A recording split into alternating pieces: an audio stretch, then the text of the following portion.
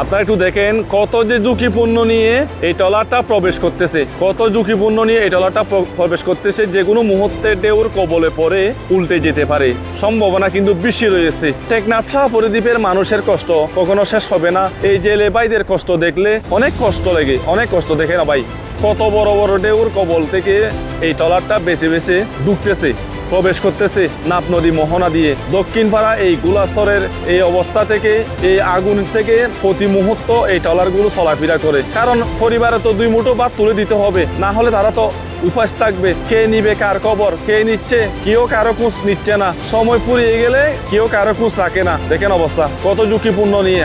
8-10টা ঢেউ গিরে এই ট্রলার প্রবেশ করতেছে নাপ নদী মোহনা দিয়ে দক্ষিণ পাড়া গুলাস্তরের এদিকে। আমি একটা এদিকে দেখাই আপনাদেরকে, একটু দেখাই। এই যে এটা মায়ানমার সীমানা, এটা কিন্তু মায়ানমার সীমানার নাক্কনদ্বীপ।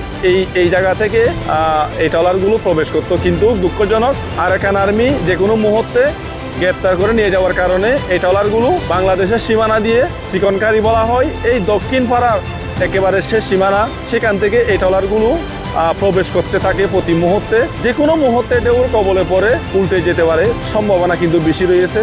আজকেও একটা ট্রলার ঢোকার সময় উল্টে গিয়েছিল ঢেউর কবলে পড়ে। কিন্তু দুঃখজনক ওই ট্রলারটা পানির শুরুতে নিয়ে গেছে একটা বছর মাথা নামে জায়গা আছে, ওই জায়গাতে সেন্ট মার্টিনের উত্তর দিকে নিয়ে গেছে ওই ট্রলার। এখনো পর্যন্ত খুঁজে পাওয়া যায়নি।